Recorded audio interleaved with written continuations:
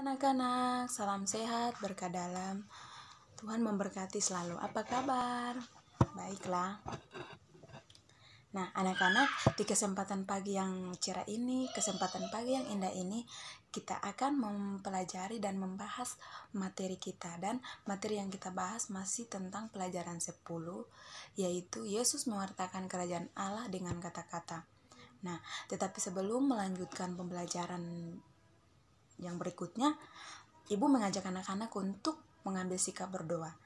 Marilah kita berdoa. Demi nama Bapa dan Putra dan Roh Kudus, amin. Allah Bapa di surga, limpah syukur dan terima kasih karena kita masih membahas tentang pelajaran 10 dan anak-anak sudah mempelajari kan untuk pertemuan pertama Yesus mewartakan kerajaan Allah dengan kata-kata. Nah, kita masuk pada bagian yang pertama, yaitu pengertian pewartaan kerajaan Allah.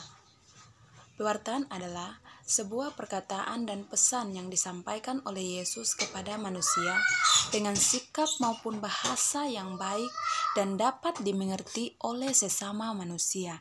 Nah, jadi pewartaan itu berarti sebuah perkataan, sebuah pesan yang kita sampaikan kepada orang lain. Sama juga dengan Yesus yang mewartakan sabda Allah, yang mewartakan firman Allah kepada kita, kepada anak-anak.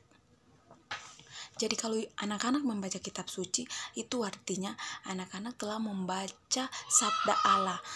Dan anak-anak pun bisa mewartakan sabda Allah di tengah-tengah kehidupan anak-anak, di tengah-tengah kehidupan kita.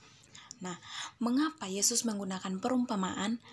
Agar pewartaannya lebih mudah dipahami dan dimengerti. Nah, Ibu mengulang kembali pertanyaan ini lagi. Mengapa Yesus menggunakan perumpamaan? Jawabannya adalah bahwa agar pewartaannya lebih mudah dipahami dan dimengerti oleh manusia. Jadi Yesus menggunakan perumpamaan, Yesus menggunakan pewartaan, artinya bahwa biar kita manusia itu mengerti dan kita pahami, kita gunakan dalam kehidupan sehari-hari. Contoh, Yesus mewartakan untuk berbuat baik, artinya Yesus menyampaikan kepada kita untuk membangun kehidupan yang baik. Jangan melawan orang tua, harus jika orang tua membantu atau meminta tolong kepada anak-anak, maka anak-anak harus mengikuti apa yang dibilang orang tua. Oke, kita masuk pada bagian yang berikutnya, yaitu B. Contoh pewartaan Yesus tentang perumpamaan. Nah, contoh perumpamaan itu banyak banget, tapi di sini Ibu mengambil salah satu contoh perumpamaan seorang penabur. Nah, untuk menegakkan kerajaan Allah, betapapun ada kegagalan, pasti menghasilkan buah panen yang berlimpah. Jadi sama juga dengan anak-anak. Contoh, anak-anak itu cita-cita anak-anak ada yang pengen jadi guru, pengen jadi suster, pengen jadi romo. Nah, tetapi bukan langsung sekolah terus langsung jadi guru, tidak. Itu anak-anak harus membuat tugas-tugas dulu sampai apa yang anak-anak inginkan itu bisa tercapai. Intinya apa yang anak-anak inginkan, ya anak-anak pun berusaha, berjuang. Sama juga dengan seorang penabur yang menaburkan benih ini, dia contoh menanam sawah, menanam padi di sawah. Nah, di situ awalnya dia menanam dulu. Nah, dia menanam terus dia merawat dengan baik. Akhirnya padinya itu bertumbuh dengan bagus. Nah, terus dia panen padi tersebut. Sama juga dengan anak-anak pengen jadi guru, pengen jadi romo, pengen jadi suster, ya harus sekolah. Contoh yang berikutnya, contoh ada seorang petani yang menanam padi. Pasti padinya itu awalnya ditanam masih kecil dan berjalan waktunya akhirnya tumbuh menjadi besar dan bisa dipanen serta mendapat hasil yang baik kalau petani tersebut menanam dengan baik. Ya. Yang berikutnya yaitu makna perumpamaan. Jadi kita membahas tentang perumpamaan. Di sini Ibu mengambil makna perumpamaannya, dan di buku siswa pun sudah tercantum tentang makna perumpamaan. Nah, perumpamaan yang pertama yaitu benih yang jatuh di pinggir jalan, artinya bahwa orang yang tidak percaya Tuhan. Sebentar lagi kami akan memasuki ke kelas untuk melaksanakan kegiatan belajar mengajar. Berikanlah kepada kami hikmat dan didikan dengan firman Tuhan dan dikuasai oleh iblis. Nah, jadi begini.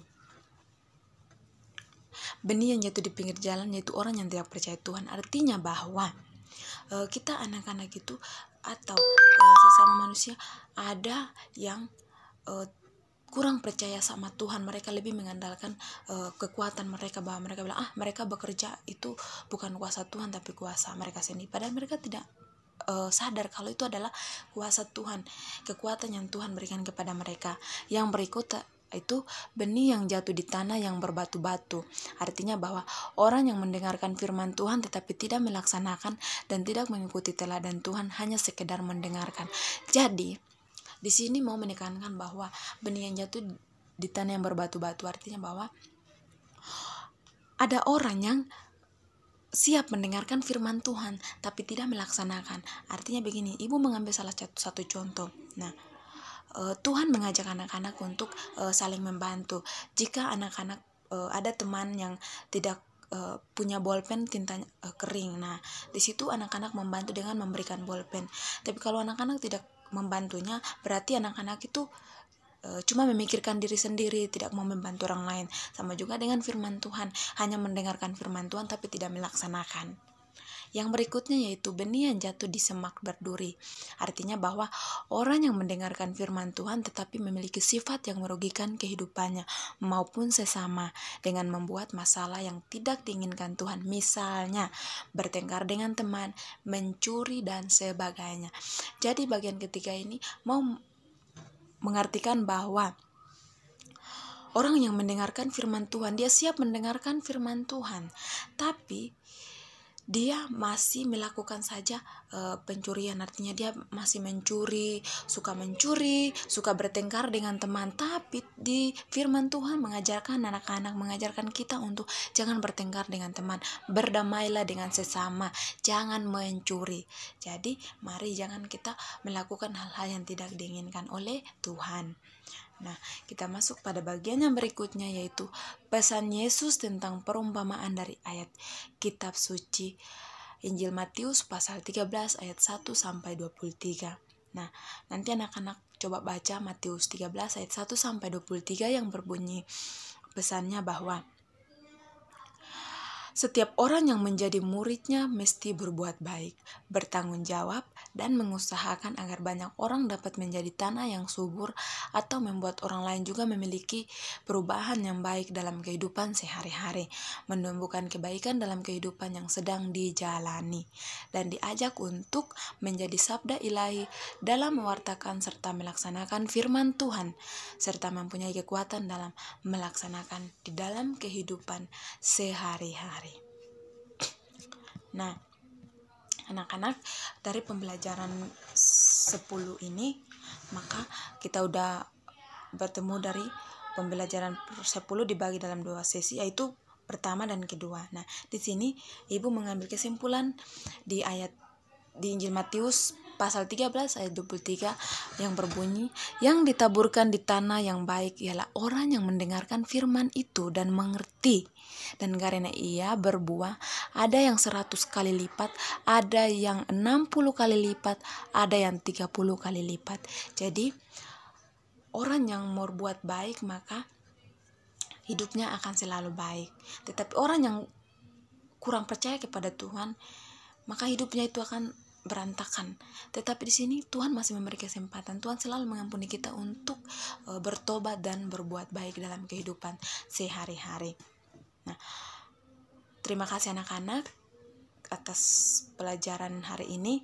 Nah, di sini mungkin sampai di sini dulu pertemuan pembelajaran kita, dan mari kita menutup dengan doa penutup.